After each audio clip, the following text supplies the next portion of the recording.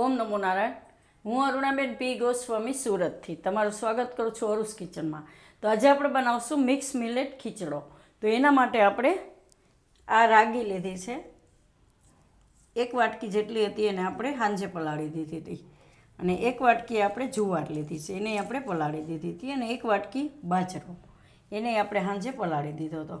અને આ 1 વાટકી જેટલી દાળ મગની, એને આપણે પલાળી દીધી હતી. આને સવારે પલાળી હતી. અને કાંગ લીધી છે આપણે 1 વાટકી આ રીતે પલાળેલી. અને કોદરી એ આપણે આટલી 1 વાટકી લીધી છે. અને આ આપણે મોરૈયો ને હાંબો જે કહેતા હોય એ આપણે 2 થી 3 ચમચી લીધો. એટલે આ બધું થોડુંક વધારે ફૂલે એટલે એને આપણે થોડુંક ઓછું લેવાનું. અને આ વધારે લેવાનું, આ બહુ ફૂલશે નહીં, પહેલું એટલું જ બસ.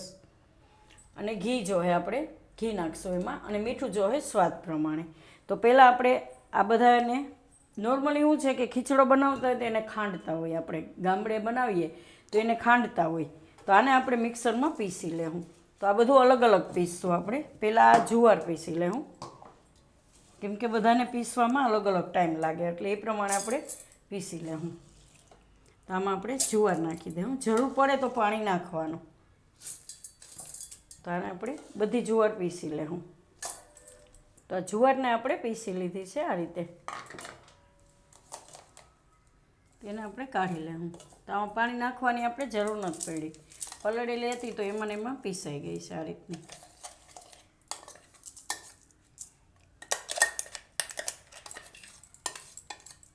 તો આ જ રીતે આપણે આ બાજરો છે એને પીસી લેવું. તો એ એમાં મિક્સરમાં નાખી દેવું. તો આમાં આપણે આ 3 જ વસ્તુ પીસવાની છે. ને આ તો પાકી જાય એમનેમ જ સરસ 3ય વસ્તુ. પણ આને પાકવામાં આખું નહીં પાકે, એટલે એને આપણે પીસવું પડે. બાજરો છે, જુવાર છે, એને બહુ વાર લાગે. ગમે એટલું તમે એને પલાળો તો એ તમે એને પકાવવામાં એને બહુ વાર લાગે એમ. એટલે થોડુંક આ રીતે અધકચરું કરી નાખવાનું એમ. તો આ 3ય આપણે પીસી લેવું એ રીતે. જેમ જુવાર પીસી એમ બાજરો ને રાગી એ જ રીતે પીસી લેવું. તો આપણે 3ય પીસી લીધું છે આ રીતે, રાગી, જુવાર ને બાજરો. તો મેઇન વસ્તુ આ છે આમાં. ને આ 3 વસ્તુ આપણે એમનેમ નાખીશું, દાળ ને બધું એમ. અને આમાંથી તમે તમારી રીતે ગમે એ વધારે ઓછું કરી શકો. જે રીતનું 2 ચમચી ઓછું કરવું હોય તો કરી શકો, કોઈ પણ એમ. તો આ બધું આપણે કુકરમાં લઈ લેવું.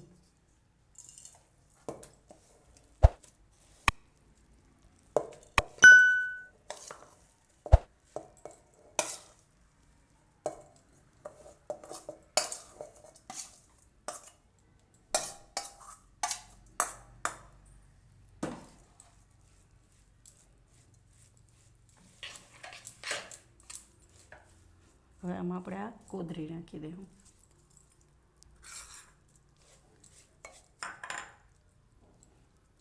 અને કાંગ.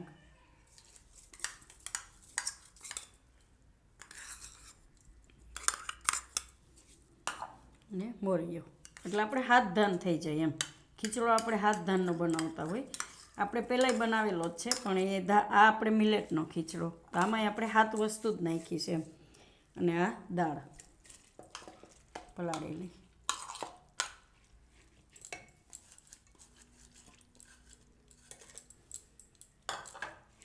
તો બધું આપણે મિક્સ કરી લઈશું આ રીતે.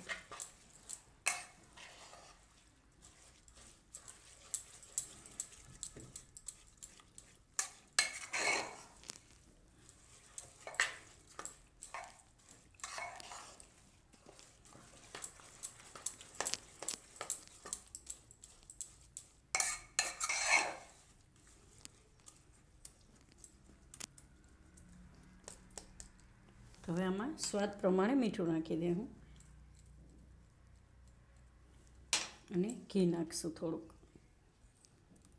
2 થી 3 ચમચી જેટલું. થોડુંક ઉપરથી નાખીશું.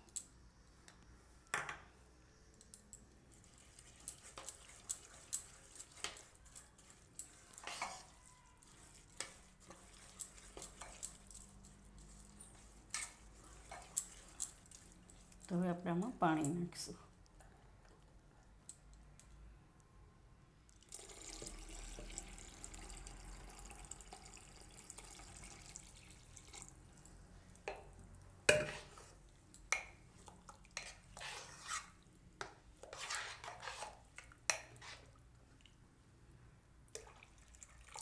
તો આ રીતે ખીચડાની ઉપર પાણી આપણે થોડુંક હોય એ રીતે નાખવાનું, આ રીતે જોઈ લેવાનું.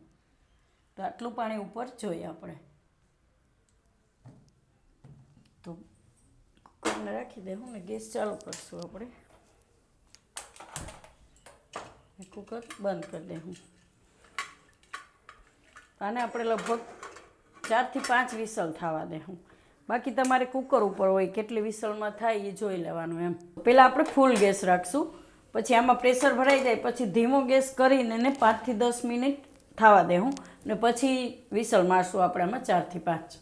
તો આને આપણે 4 થી 5 વિસલ થવા દીધી હતી. હવે ખોલીને જોઈ લેવું. ઠંડુ થાય પછી ખોલી લેવાનું. તો ઘી નાખ્યું હોય એટલે ઉપરથી તમારે ઉભરાશે નહીં તો ઉભરાય. થોડુંક એમ લાગશે આ રીતે ઉપર પાણી જેવું, પણ એને આપણે મિક્સ કરી દઈએ એટલે એકદમ સરસ થઈ જાય. નહીં તો પછી એ એકદમ ઓલું થઈ જાય કઠણ.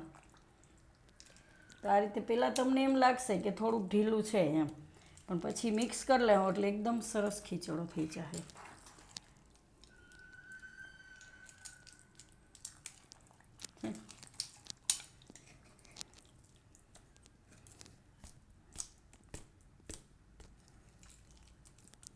આ રીતે હલાવી લેવાનું.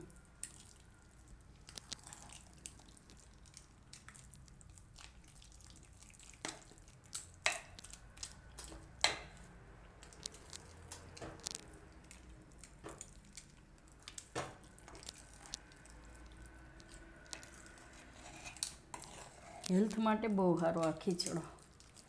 તો આપણે દર વખતે ખીહરમાં ખીચડો બનાવતા જોઈએ. અમારે અહીંયા સૌરાષ્ટ્રમાં તો એમ કે ખીહરનો ખીચડો એમ. તો આપણે આજે મિક્સ મિલેટનો બનાવ્યો છે, નહીં તો આપણે હાથ ધાનનો ખીચડો બનાવતા હોય એમ આ રીતનો.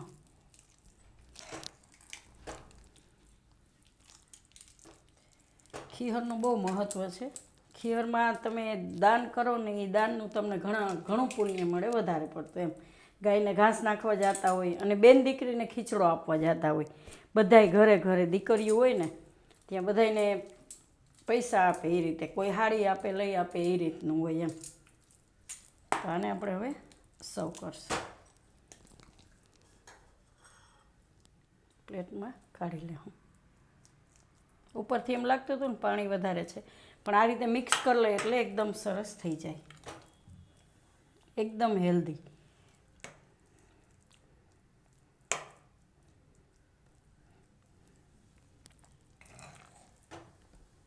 બધાએ આપણે આમાં ઘણા બધા મિલેટ્સ નાખ્યા છે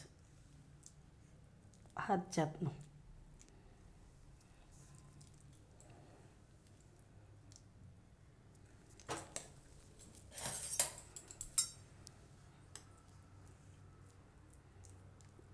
થોડુંક આપણે એમાં ઘી નાખશું. તમે તેલ આયરે ખાઈ શકો ને ઘી આયરે ખાઈ શકો, જેવી રીતે તમને ભાવતું હોય એ રીતે.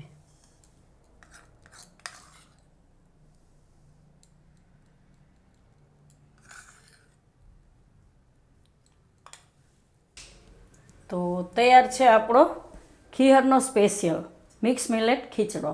તો જો તમને મારી આ રેસીપી પસંદ આવી હોય તેને લાઇક કરજો, શેર કરજો અને મારી ચેનલને સબસ્ક્રાઈબ કરજો અને બેલ આઇકન દબાવવાનું ના ભૂલતા.